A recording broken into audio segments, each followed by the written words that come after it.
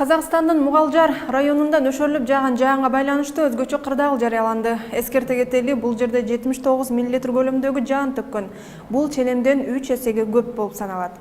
Учурда жаан токтогону менен андан калган суулар үйлөрдү каптап, жолдо жүрүүнү кыйындатууда. Ал эми бул жаандуу циклон эртең кайсы жерди көздөй багыт алат? Аны 11 каналында мен Гүлүм Эркинбек кызы кененирээк айтып берем. Саламатсыздарбы? Кошуна жайгашкан Кытайдан баштайлык.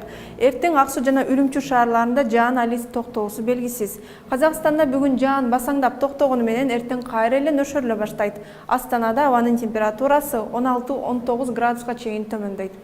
Өзбекстанда күн ачык, бирок ар дайымгыдай Фергана өрөөнүндө аба ырайы өзгөрүп турат. Ал эми Түркмөнстанда бүгүн жааган жаандан соң эртең күн салкындашы мүмкүн. Абанын температурасы 2 градуска төмөндөйт. Тажикстандын көпчүлүк аймагында жаан-чачын күтүлөт. Баткен менен чектешкен Ходжон шаарында гана асман ачык болмокчу. Кыргызстанда 27 июлда түнкүсүн кээ бир тоолуу райондордо өткөн өтүп күн күңкүрөйт. Калган аймактарда жаан-чачын күтүлбөйт. Батыштан соккон шамалдын ылдамдыгы секундасына 4-9 метрге чейин жетет.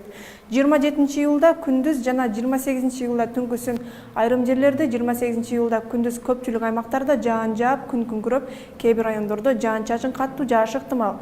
Батыштан соккон шамалдын ылдамдыгы секундасына 4-9 метрден, кээ бир райондордо 18-23 метрге чейин жетет. Аба ырайы тууралуу кабарым ушул болду. Кайрадан көрүшкөнчө аман болуңуздар.